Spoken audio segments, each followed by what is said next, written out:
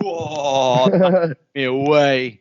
Absolutely blew me away. I think if I was, falling asleep, but I'm not now. Let's just say that. Yeah, that one definitely keeps you awake. Let's put it that way. But let's be honest, Jacopo. That is so Every Time I Die. That is like, that is just, if I heard that, I would be like, that's Every Time I Die.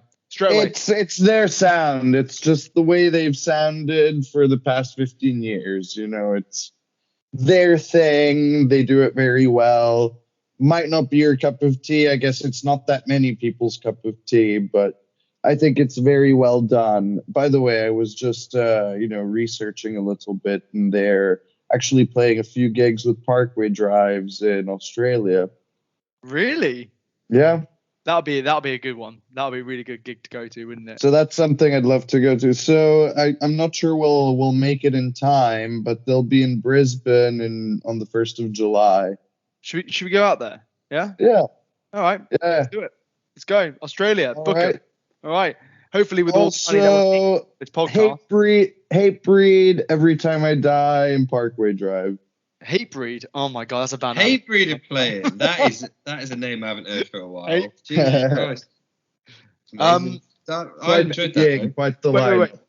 Before we go on about any gigs, I really, really am curious, because I'm a fan of Every Time I Die anyway. So I've listened to them in the past, and I've actually seen them live a few times. And I bet, Jacopo, I know you are a fan, but Ben, tell me, is this a track that you like or don't like? Tell me what your thoughts are. It's a track that I appreciate. I would say that it would go on my playlist.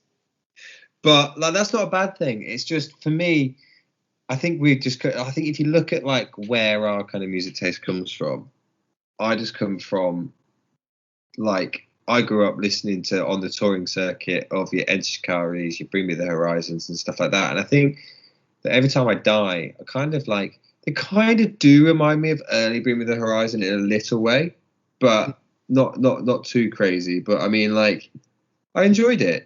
I did enjoy it. I really liked it. I thought the breakdowns were good. I really liked the singer. I think his sort of raspy vocals are really, really cool. Keith Buck. Yep. Keith Buck. Keith Buckley. Yeah. He's been their vocalist, I think, forever. I mean, I remember actually, when was it? Back in, I think it was the mid or late 2000s. He actually went through a phase of only singing. Because basically a lot of some of the earlier stuff has clean vocals in it, and then they did screams and then the clean vocals, etc. And I remember him saying that actually he found it really difficult to do a song that was screaming and then singing and screaming. So what he'd always do his set list. So they would always be singing first and then the rest of screaming. Because by the end of the night, he was ruined. His vocal cords were dead. And so he couldn't sing after that. Yeah. But then what happened? He ended up going to Melissa Cross.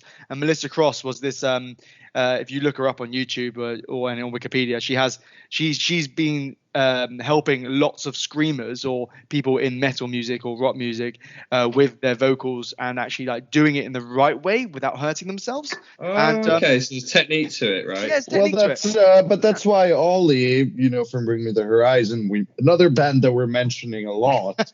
Many years ago, he destroyed his vocal cords, and if you listen to, I think, even songs like Sempiternal, he was already using effects on his voice there. Yeah. Rather than screaming himself. Yeah, no, you're right. But, I want to go back to Melissa Cross, because what she was saying, But exactly, that's what I'm saying. Yeah, exactly. And things with Melissa Cross, what she did, and she helped him with it. He actually changed his approach, and it still sounded the same. It still sounded like Every Time I Die, but he did it in a way that's now that he can scream over and over and over again without hurting his voice, and then do the clean vocals. So now he can do his set list whatever he wants now. And Keith Buckley was really interesting, because I always remembered watching that and always thought about him ever since. And you can really see his voice dynamics when he went from there was one note that he changed. He went bass. That bit I really, really liked, and I think very cool. I don't know if he could do that before.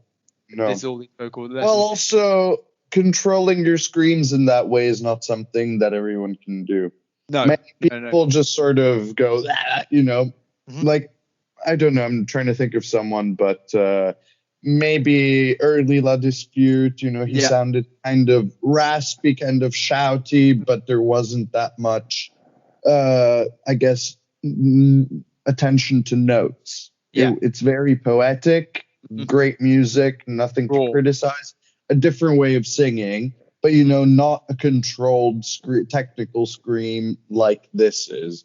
Yeah. Also, right. other interesting thing is we're talking about the same record company. So they. Yeah. Okay. So Epitaph Records has Every Time I Die. They have Architects. They have Alkaline Trio. They have Bad Religion.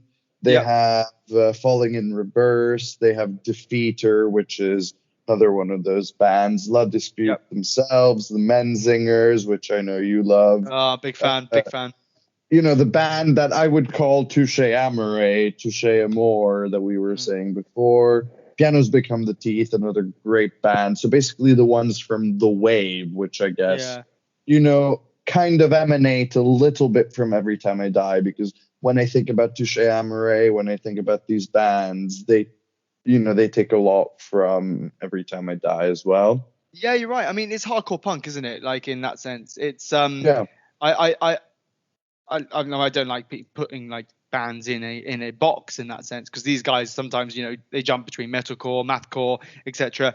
But like these guys in Dillinger Escape Plan, they're like, for me, like that sort of like hardcore kind of level, and I love them. And there's something about this Dillinger Escape Plan that I really am upset about, like that they actually ended up breaking up, and that was really upsetting. Because I think these guys and them are probably the best in doing what they do. Yeah, definitely. Although I think Dillinger Escape Plan, they're a little bit lighter and more in the prog mathy kind of. Yeah.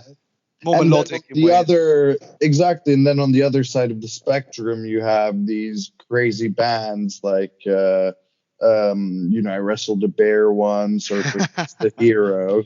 But particularly Protest the Hero, which I think is basically like a really heavy, more melodic version of the both of these bands. I loved Protest the Hero back in the day. Yeah. You may have noticed my absence. Sorry about that. My dog just threw up everywhere, so I've just got to pick that up. But to be fair, are you not impressed by how quickly that was executed while you were talking about this? I love that. I love that in every one of these episodes, there's an intermission with like, my dog shat all over the terrace. Yeah, I know. My dog threw up everywhere. A dog-related incident, but he's only a puppy, so he'll. That's the problem. Yeah. Fuck me, that was a fun one. Anyway, so I like that. Are we doing out of 10? Is that what you? Tell me. No. We're starting with ratings now, so go for it. So that is for me, and this may sound harsh, but it's just my opinion. My rating for that is 5.5 because it's just purely not melodic enough for me. I just like the melody. I prefer much more melody. Like you say, Protest the Hero, and that's kind of what solidified it for me, because I really do like Protest the Hero. I think they have that kind of melodic kind of style to them. But it's not. But 5.5 is a good score. It's just not going to be added to my playlist or added to my library. If you know what I mean. Yeah, fair enough. I mean, you don't hate me, Jacopo. No. They're not necessarily one of my absolute favorite bands. I accept that.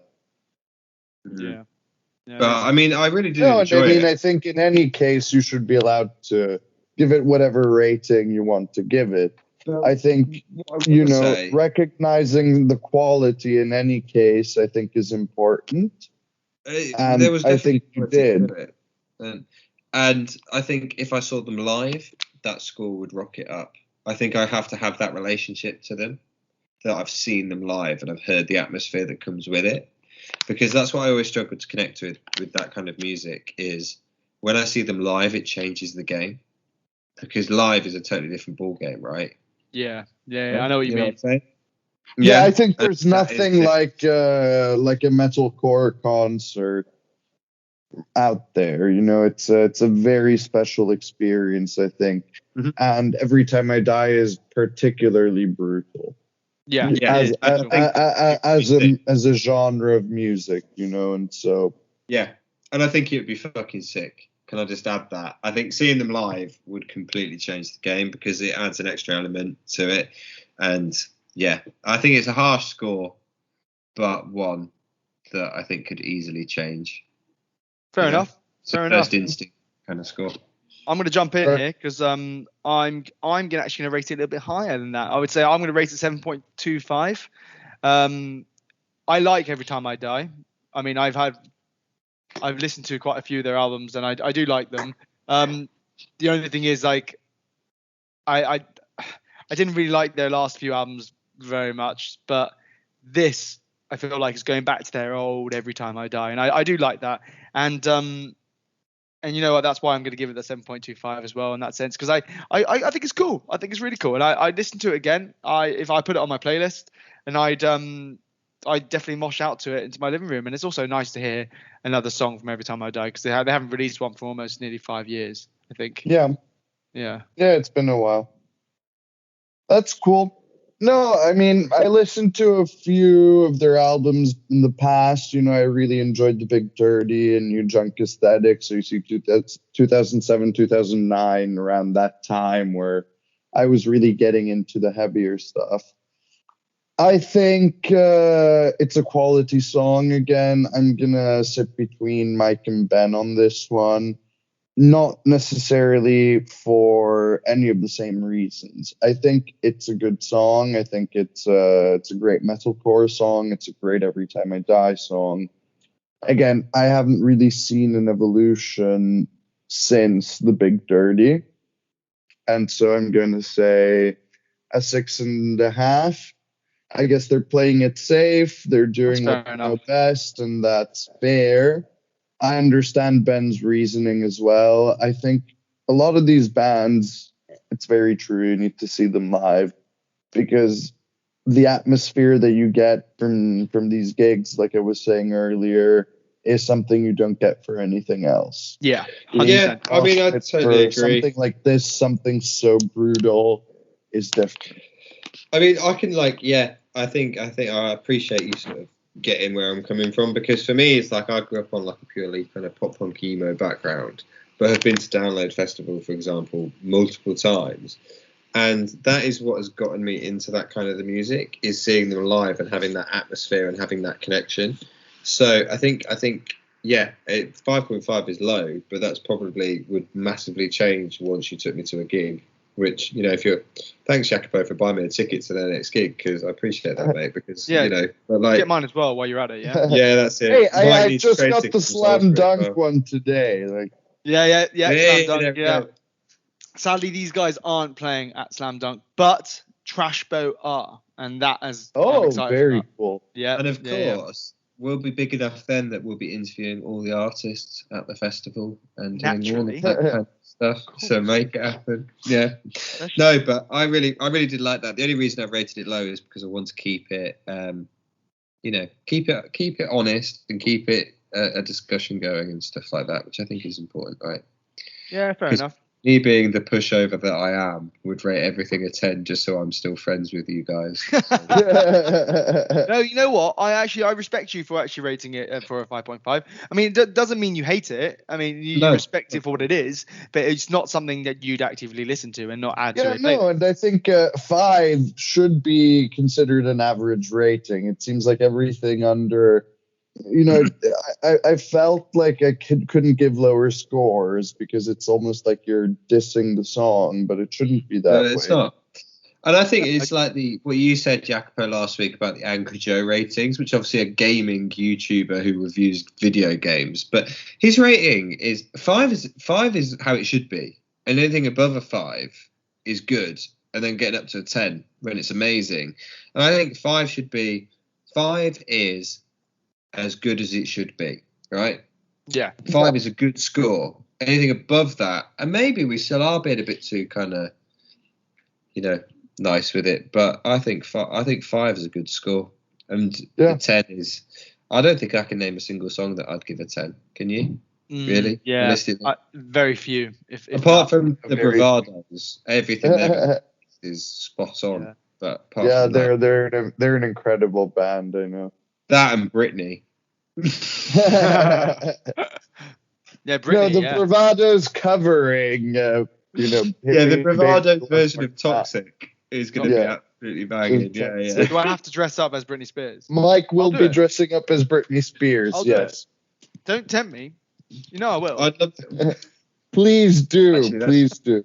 That's a good shout. Mike Stag do, isn't it, Mike? Isn't it, Jacopo? Get Mike dressed up as Britney Spears. Don't tempt me. I would happily dress up for my stag do. We'll hire Britney Spears. So she you probably doesn't cost much nowadays. So you sing exactly. So you sing "Toxic" with her, and you'll look more like Britney Spears than she does. Love yes, shave my head. Actually, by then I'll probably be bald anyway. Mwah. Right, guys. So next up, we've done ratings for this one, and the next one is Ben's your one. Yep, it's one of mine. This is actually the last song before a little special treat at the end, I think, isn't it? Yeah. Yes. Yeah. So, basically, this song is by Lonely the Brave, who I haven't listened to religiously, but they have one song that I'd definitely go back and listen to if I were you two, called Black Mire.